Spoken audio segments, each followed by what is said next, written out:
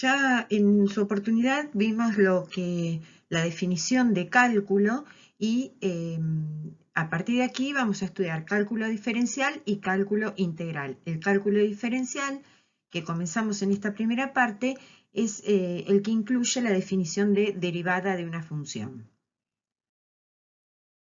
Tenemos, por ejemplo, una función y elegida al azar, en este caso se eligió una función cuadrática cuyo gráfico es una parábola y dos puntos A y B pertenecientes a ella. Si nos fijamos, las coordenadas del punto A son, en este caso, en este ejemplo puntual, 1, 3 y las del B 5, 11, pero en líneas generales podemos decir que son X y f de X. Y las coordenadas de B figura X más delta X y f de X más delta X. Este delta X que figura como coordenada, como parte de las coordenadas de B, es el incremento de X, es decir, la diferencia que hay entre cada coordenada correspondiente de los puntos A y B, entre la X de A y la X de B, entre la Y de A y la Y de B. Delta X y delta Y, entonces son los incrementos que ocurrieron en cada una de las coordenadas para llegar del punto A al punto B o para definir a cada uno de esos puntos. En alguna ocasión nos interesa conocer lo que se llama razón de cambio, es decir, cuánto va variando este delta I por cada unidad de cambio de delta X. A ese cambio se lo llama razón de cambio y lo podemos definir como se muestra aquí. Este cociente es en definitiva el cociente de delta I sobre delta X. Ahora, llega un momento, si nosotros hacemos variar la ubicación de estos dos puntos, de modo que en algún momento lleguen a coincidir, nos puede interesar conocer qué ocurre con esa razón de cambio, con ese cociente, cuando el delta X se hace cero. Ahí va a estar, no va a estar definido, entonces vamos a necesitar estudiarlo para delta X tendiendo a cero. A este cociente se lo llama cociente incremental o de Newton justamente porque es el cociente entre los dos incrementos.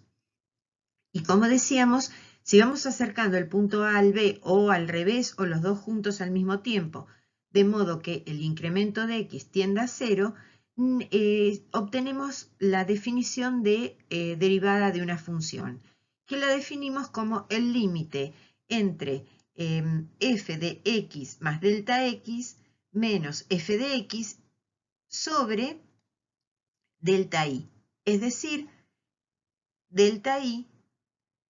sobre delta x, es decir, delta y sobre delta x, para delta x tendiendo a cero. Esa es la definición formal de derivada de una función. Otro modo de escribirlo es haciendo una equivalencia entre delta x y h. Esta escritura la vamos a utilizar luego en un ejemplo. A nosotros en particular nos interesa estudiar la derivada como una función. Y para eso vamos a utilizar las dos escrituras que observamos recién. Y lo vamos a ver con un ejemplo.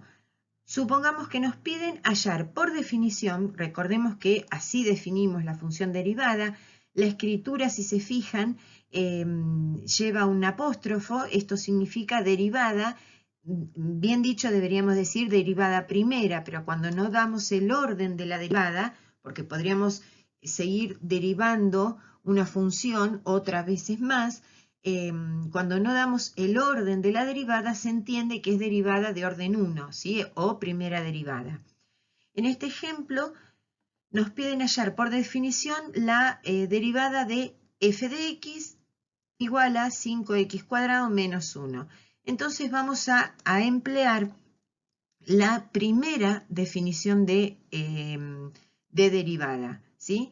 La primera escritura, digamos, porque la definición es una, la primera escritura. Acá fíjense que es f de x más h, entonces donde antes figuraba x, ahora figurará x más h.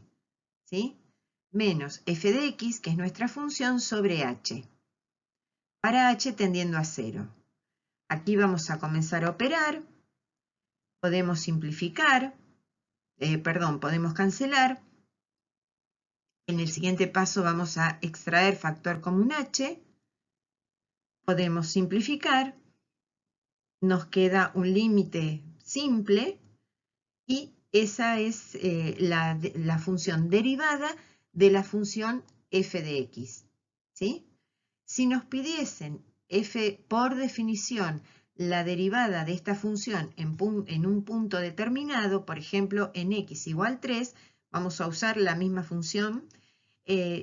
Por comodidad usaríamos la otra escritura, ¿sí? Y hacemos exactamente lo mismo, reemplazamos, solo que ahora el valor a es el valor 3, que es donde estamos, en el punto en donde estamos calculando la derivada de nuestra función. Y ahí, del mismo modo, operamos y obtenemos nuestra derivada. Fíjense que en la primera parte del ejemplo, la función derivada de la nuestra es 10x.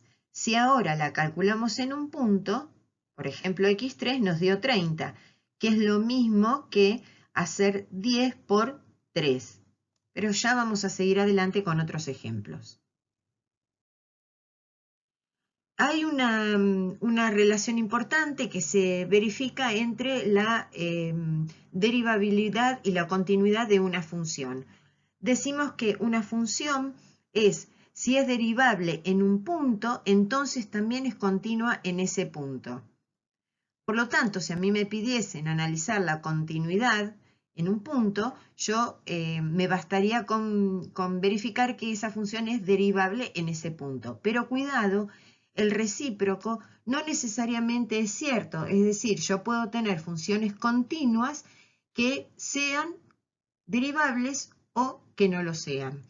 En un ejemplo, vamos a suponer la función módulo de x y en el punto 0, ¿sí? Vamos a analizar la continuidad. Hallamos f de x, hallamos el límite de la función para x tendiendo a 0, verificamos que son iguales, entonces la función módulo o valor absoluto es continua en x igual a 0. Sin embargo, si aplicamos la definición o resolvemos por definición la derivada de la función valor absoluto en 0, vamos a darnos cuenta que la función no es derivable.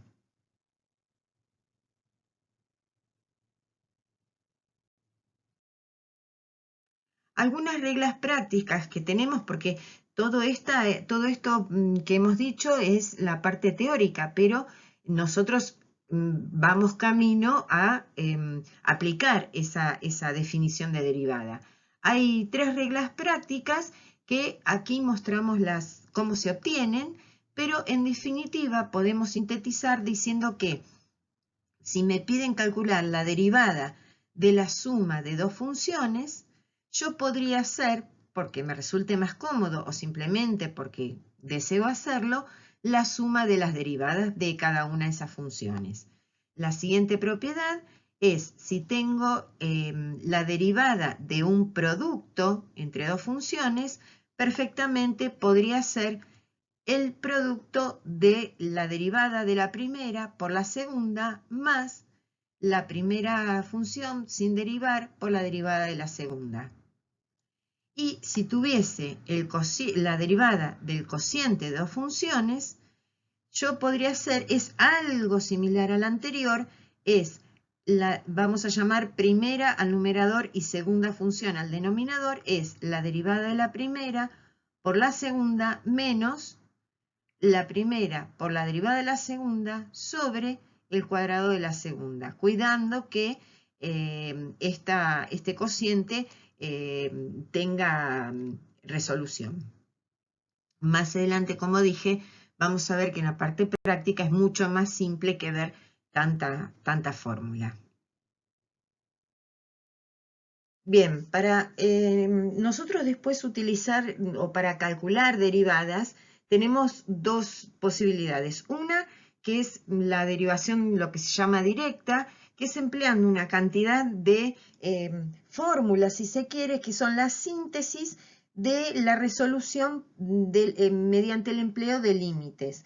Nosotros vamos a usar esas síntesis que se concentran en una tabla que llamaremos tabla de derivadas usuales. Ustedes podrán encontrar en algún libro que hay tablas muchísimo más completas. Lo que pasa que eso depende de quién las esté usando. Para nosotros las más usuales van a ser estas funciones con sus respectivas derivadas. Por eso no justificaba que escribamos mucha más. Simplifiqué la escritura para que sea más clara la lectura, nada más que eso, ¿sí? Entonces, ¿cómo leemos esto? La derivada de una función constante es 0. En un ejemplo simple, si nuestra función es f de x igual a 5, que es una constante, su función derivada es 0. Si tenemos una función potencial, entonces su derivada es el producto entre el exponente por la misma base, pero elevada a una exponente de un grado menor. Por ejemplo, si yo tuviese f de x igual x a la novena, es 9, fíjense que el exponente bajó ahora como factor, y x, conservé la base, pero elevada a un grado menor, en lugar de a la 9, a la octava. Luego tenemos la derivada del seno, que es el coseno, la del coseno, que es menos seno, la de k, que es una constante, a la x, escala x por logaritmo natural, ojo, porque es logaritmo natural de k. Recordemos que el logaritmo natural es el logaritmo en base e, y por esa razón la derivada de x es también e a la x. Y la derivada de la tangente es 1 sobre coseno cuadrado de x, la del logaritmo natural es 1 sobre x, y la del logaritmo en base a de x es 1 sobre x por el logaritmo en base a de e. Lo mismo que dije antes, esto puede ser ahora como un poco confuso, luego en la práctica van a ver que es muchísimo más simple. Otra forma de obtener una derivada o la derivada de una función es la regla llamada regla de la cadena, pero esto se da en una situación particular. Vamos a ver este ejemplo. Yo acá tengo mi función original es el coseno de 3 a la x, todo elevado a la novena. De esto me están pidiendo la derivada. Vamos a analizar esta función, y esta función parte de x. Lo primero que se le hace es multiplicarla por 3. A ese 3x se le aplica el coseno y luego la novena potencia. Para ordenar, veamos que yo a mi x original le apliqué 3 funciones distintas, ¿sí? Es una composición de funciones. Entonces, para derivar, yo tengo que hacer el camino inverso, ¿sí? Vamos a ver. La primera función que yo tengo que derivar es la potencia. Entonces, no tengo en cuenta, o no es que no tenga en cuenta, no me distraigo en la base. Pienso en la derivada de una potencia. Y como vimos antes, el exponente baja como factor, la base se conserva y queda elevada a un grado menor. Una vez que ya derivé la potencia, veo en el orden de esta composición cuál es la siguiente función. Fíjense, la siguiente función es coseno. Entonces voy a multiplicar por la derivada del coseno. ¿Cuál es la derivada del coseno? Me fijo en la tabla y es menos seno. Menos seno del argumento que tenga. En este caso es 3x. Ya derivé el coseno y ahora me queda derivar 3x. Y 3x es 3. Si limpio un poquitito, si ordeno lo que obtuve, ahí tengo mi función derivada. Veamos otro ejemplo. Yo ahora tengo seno a la octava de e a la x. Recordemos que seno a la octava de e a la x es lo mismo que seno de e a la x todo a la octava. Con lo cual, la primera función que voy a tener que derivar es la potencia, ¿sí? Fíjense el orden. A la x la empleé como exponente en e a la x, luego le apliqué el seno y luego le b a la octava. Entonces tengo que comenzar de modo inverso. Primero tengo que derivar la potencia. Como es a la octava, baja el exponente como factor y disminuye un grado el exponente. Antes tenía la 8, ahora tengo la 7. Ya derivé la potencia, ahora necesito derivar el seno. La derivada del seno es el coseno. Entonces, derivo el coseno, pero no cambio el argumento. Y finalmente me queda e a la x. Y la derivada de e a la x es e a la x.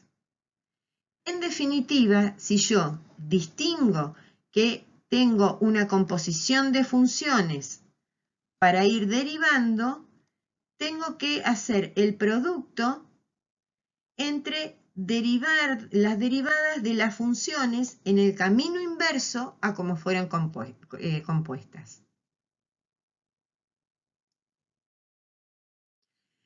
Lo interesante en la aplicación de derivadas es qué significa cuando calculamos la derivada de una función en un punto. Porque hasta ahora hablamos de funciones derivadas de modo general, ¿sí? La derivada del seno es el coseno, la derivada de x quinta es 5x cuarta.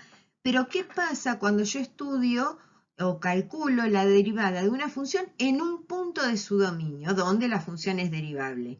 Entonces le podemos dar una interpretación geométrica o física.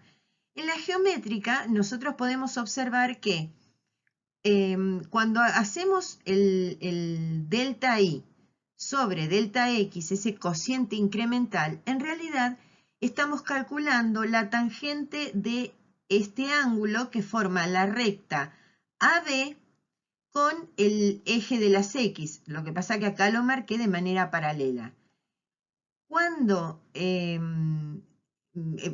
reitero, estoy marcando la tangente, que es la pendiente de la recta. Ahora, cuando estos puntos buscan coincidir, la derivada de la función en ese punto me da la pendiente de la recta tangente a la curva en este punto. Vamos de vuelta. Cuando yo calculo la derivada en el punto A, por ejemplo, ¿sí? Que va a suceder cuando el delta x tiende a 0, la derivada de la función en el punto A me da la pendiente de la recta tangente a la curva en ese punto A. Es cuando A y B coinciden. Ahí, cuando coinciden, ahí la derivada es el valor que me dé la derivada es la pendiente de la recta tangente a la curva en el punto, en este caso que estamos hablando, A. Y la interpretación física es en realidad cambiar un poco el contexto. Si yo considero que mi eje X representa el tiempo y el eje Y representa la distancia, ese cociente incremental delta X sobre delta Y es velocidad, ¿sí? Si estuviésemos en física deberíamos quizás decir rapidez, porque la velocidad es una magnitud escalar, ¿sí? La rapidez no. Vectorial, la rapidez no. Pero en fin, vamos a hablar de velocidad, que es, digamos, que lo que coloquialmente usamos. Entonces, el cociente incremental distancia sobre tiempo nos daría la velocidad. Cuando nosotros hallamos la derivada de una función, en un contexto físico, voy a obtener la velocidad instantánea, ¿sí? Cuando nosotros decimos salimos a determinada hora de Capital Federal y llegamos, por ejemplo, a Mar del Plata en 4 horas, suponiendo que o considerando que la distancia es de 400 kilómetros, en general se saca la cuenta rápido y se dice, bueno, tu velocidad fue de 100 kilómetros por hora. En realidad, esa es la velocidad media o promedio, porque la velocidad en 400 kilómetros sufre altibajos. En algún tramo del camino iré más rápido, en otro tramo iré más despacio. Ahora, el ejemplo que suelo dar es, si hay algún accidente o siniestro vial, a la compañía de seguro lo que le importa es saber la velocidad que yo llevaba en el instante en el que ocurrió el siniestro, ¿sí? No le interesa saber la velocidad media en el instante. Bueno, esa velocidad instantánea se da cuando el tiempo tiende a cero. Por lo tanto, necesito hacer un límite. Y ese límite es el límite del cociente incremental, por lo tanto es una derivada. Entonces, cuando yo la derivada de una función en un punto la estimo o la interpreto geométricamente, obtengo la pendiente de la recta tangente a la curva en ese punto.